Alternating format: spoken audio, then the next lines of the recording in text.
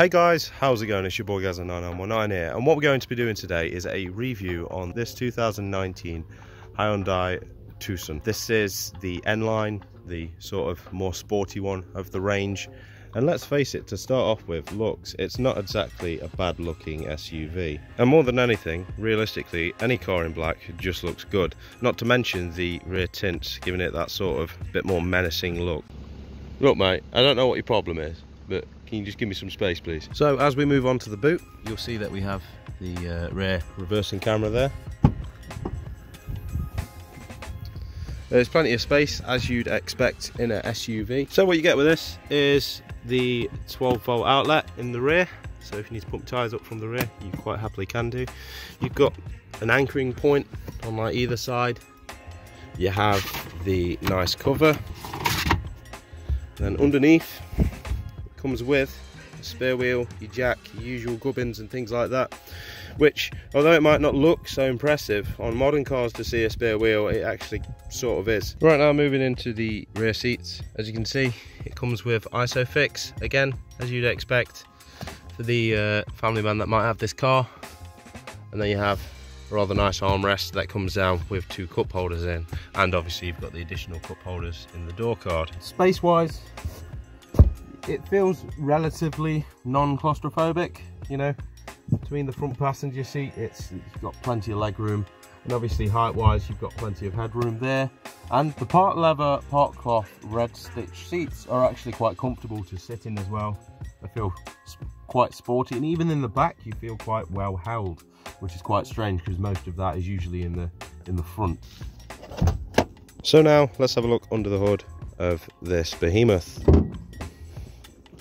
So this engine is the 1.6 litre petrol engine that is putting out about 174 brake horsepower, which is about the same amount of power as my BMW 5 Series, which is very surprising. These engines obviously come in other variations like hybrid and diesel and electric, I think, but I'm not 100% on that one. Another quick thing I'd like to mention, which I really do like about these cars, is on the door handle, it has a button here. If you are local with the key, then you can press it to lock and both unlock, and obviously there you have your power fold mirrors. So now for the driver's seat. As you can see, when you get in here, you are greeted with a ton of tech, as you would expect from a 2019 car. Also, you're greeted with this very nice steering wheel. This is a very nice feeling steering wheel. It's got the grooves and how it's got the stitching in. It's really nicely finished off. And you've got a nice amount of steering controls here to do your cruise control, things like that. It's really nice that everything's just sort of all in one place and it isn't too messy. Now the seats are very comfortable. As I say, we being the sporty model, it's a bit more sort of rough and ready to go.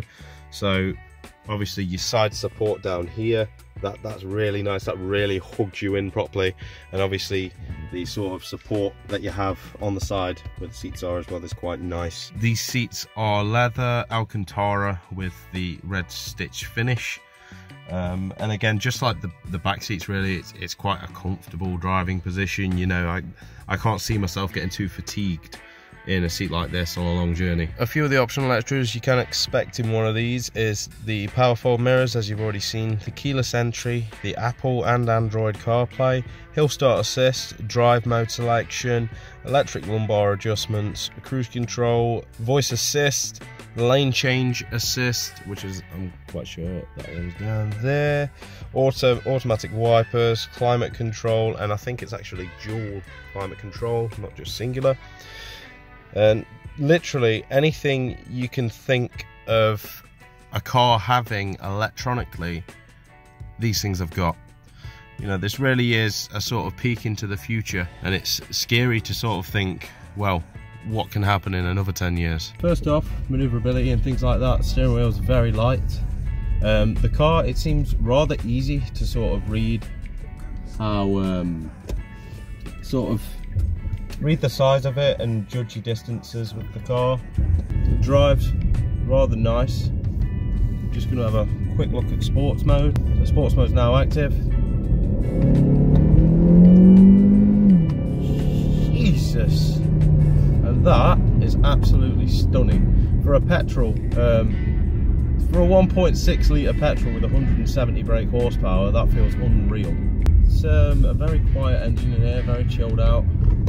Like I said in the back, it's exactly the same story with the driver's seat. You know, you can probably go quite a long distance and not get too fatigued. It's got the heated seats that are rather nicely keeping me warm. The climate control works amazingly.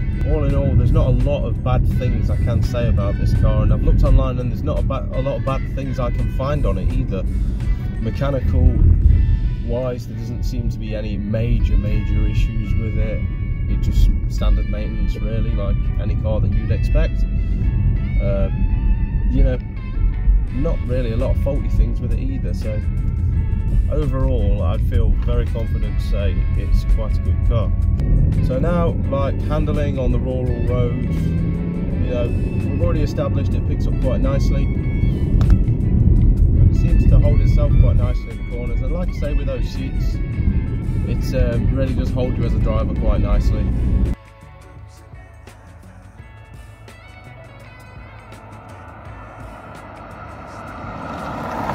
To say it's a new car, I wasn't expecting to feel as much of the road as what I can. It's got life to it. It's not exactly fully dead. It's got character. Right then guys, so that is my review for the 2019 Hyundai Tucson N-Line. All in all, I think I have to say it was a really good car.